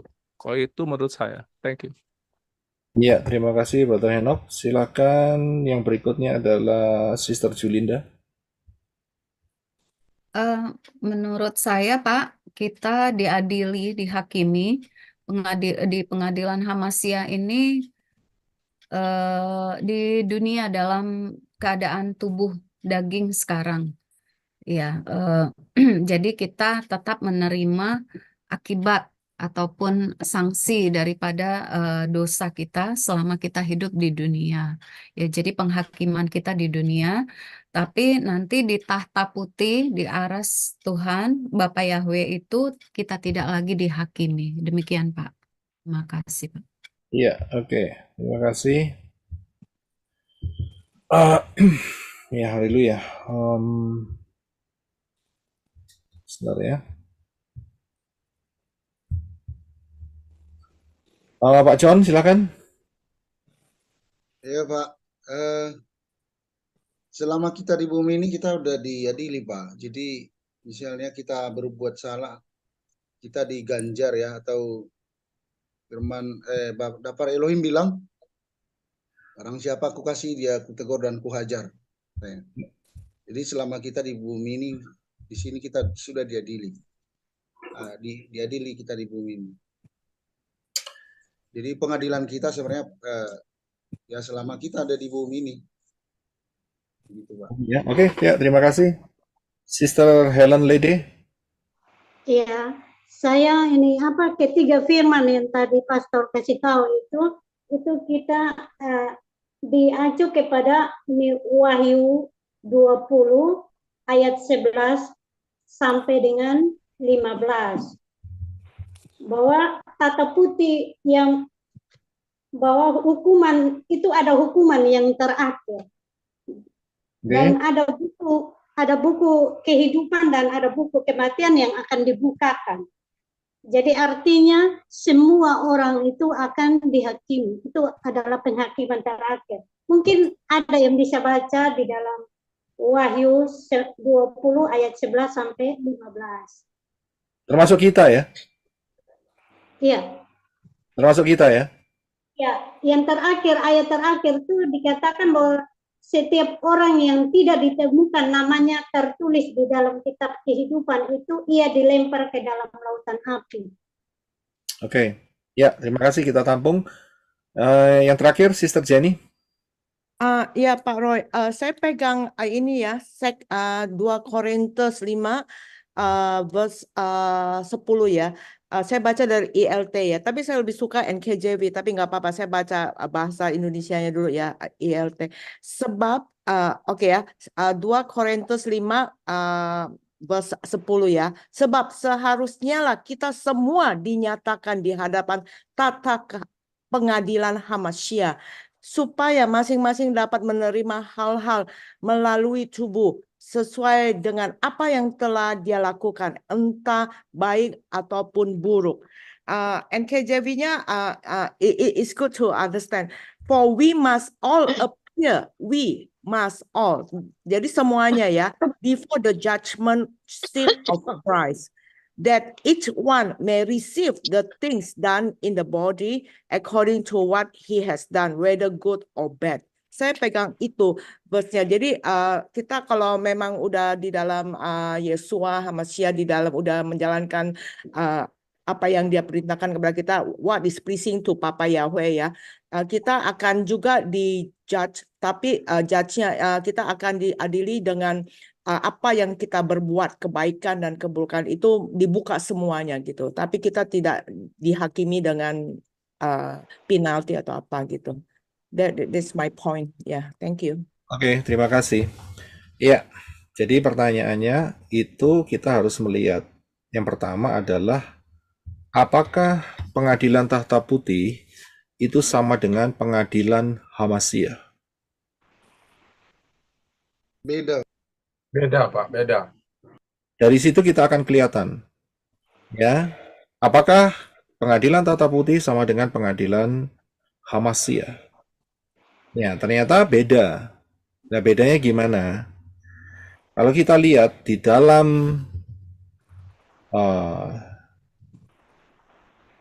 bahasa Yunaninya, ya, maka kita akan mendapatkan satu kata, yaitu yang saudara lihat ya, bimasid. Siapa yang pernah dengar mengenai hal ini? Bimasid. Yes, I heard before. Ya, jadi jarang yang tahu ini. Ini yang biasanya dalam bahasa Inggris pasti tahu. Bimasid. Apa ini bimasid? Jadi begini, kita sudah menyerahkan dosa-dosa kita kepada Bapa Yahweh, kepada Yeshua Hamasya. Ya, kita nyerah sama Bapa Yahweh, kita serahkan kepada Yeshua Hamasya. Ya. Nah, saat nanti kita mati atau rapture, ya kita tidak mati maksud saya, yang sudah mati maksudnya ya, di dalam Hamasya, maka semua akan masuk di dalam, yang mati dalam Hamasya ya, akan masuk di dalam yang namanya bimasid. Bimasid ini seperti apa contohnya? Contohnya itu ya, kalau saudara sedang melihat pertandingan lari sprint 100 meter lari cepat. Kemudian ada juara 1, juara 2, juara 3. Betul ya? Nah, mereka diadili siapa yang mendapatkan juara 1, juara 2, juara 3. Itulah yang dipakai kata itu, yaitu bimasid.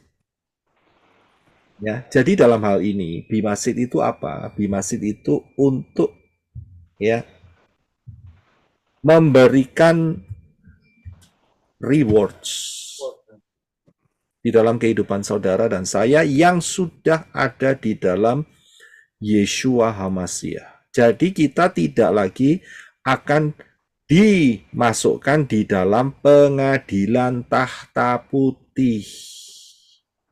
Ya, paham di sini ya. Jadi bagian kita adalah untuk menerima mahkota-mahkota, rewards, upah. Saudara bisa lihat upah yang Yeshua berikan buat saudara dan saya. Saudara bisa paham? Ya, karena itu Yeshua kasih cara supaya kita terima upah, ya, yang betul-betul sampai kekekalan, maka kita harus tahu prinsipnya. Contohnya, saat kita mengembalikan milik Bapa Yahweh, ada dua tendensi. Tendensi yang pertama adalah tangan kanan memberi, tangan kiri tidak boleh tahu. Tapi juga ada yang namanya promosi. Aku memberi, aku beri ya. Everybody lihat nih, saya kasih nih berapa ya. Sudah saya investasikan di kerajaan Elohim ya. Ini saya memberi banyak, ini buktinya ya, dipromosikan, digembar-gemborkan. Yeshua mengatakan di dalam pengajaran di bukit, kamu sudah mendapat upahnya. Yaitu ya dipuji, wah hebat ini orang ya, luar biasa mensupport pelayanan Elohim, pelayanan ministry, ya kan? Dan tujuannya untuk dipuji. Begitu motivasinya di situ, langsung dipotong. Kamu sudah dapat, silakan dapat di bumi, dipuji oleh manusia-manusia. Saat di Syamayim, karena orang ini bertobat, rapture, dia tanya, loh, kan saya sudah memenuhi apa yang menjadi permintaan daripada Dafar Elohim, yaitu menabur ya dengan hasil yang saya sudah dapat. Ternyata dilihat recordnya di sana ya, dilihat recordnya. Ternyata apa yang terjadi? Oh, kamu sudah terima upahmu. Kamu sudah terima saat di bumi dan kamu terima di dalam bentuk puji-pujian. Ya. Kemudian apa yang terjadi? Jadi saat di Syamayim kamu sudah tidak terima mahkota apa-apa. Gundul. Sudah bisa lihat? Masuk Syamayim tapi tidak mendapat mahkota. Ya gundul. Ya, saudara bisa lihat ya. Pak Gundul nih. Saya enggak ngomong. Pak Roy, tapi kan puji-pujian yang dari bumi ini kan bukan kemauan kita, tapi mereka itulah yang memuji mensyukuri dan berterima kasih kepada hamba-hamba Tuhan. Kayak kita semuanya, kita merasa bersyukur kepada Pak Roy, sangat luar biasa pengajaran dengan Ibu Hadassah juga semuanya. Agnes. Kan kita juga kurang lebih lah gitu. Terima kasih memuji Pak Roy juga gitu. Ini kan bukan kesalahan Pak Roy. Bukan itu yang saya maksud. Bukan itu yang saya maksud. Okay. Bukan itu yang saya maksud. Yang saya maksud adalah saat mengembalikan milik Bapak Yahweh, saudara pamerkan di foto, kemudian dimasukkan sosial media, kemudian ya dikasih frame ya toh, inilah penaburan di bumi ini. Supaya apa? Dilihat banyak orang untuk dipuji. Itu yang saya maksudkan. Bukan saudara mengucap syukur saat saudara diberkati Bapak Yahweh. Tidak, bukan itu. Kita harus mengucap syukur. Kita sudah diberkati, ya kita harus wajib mengucap syukur sama Bapak Yahweh. Tapi yang saya maksudkan di sini itu dipamerkan. Ingat, Yeshua mengatakan kalau kamu berpuasa, jangan sampai mukamu muram. Betul kan? Kalau kamu berdoa, kamu jangan mengikhtiarkan dalam hatimu supaya kamu berdoa di pinggir jalan kemudian supaya kamu dipuji-puji. Betul kan? Itu kan pengajaran Yeshua di atas bukit kan? Ya kan? Ya, begitu kamu terima pujian, selesailah ceritanya, mahkotamu di Syamayim. Kamu sudah dapat mahkota di bumi. Itu ya, jadi nggak dapat apa-apa. Ya, jadi paham dalam hal ini. Jadi inilah yang disebut sebagai Bima Sid. Saudara rindu untuk mendapatkan mahkota-mahkota saudara dengan lengkap, ikutin cara kerjanya Bapak Yahweh.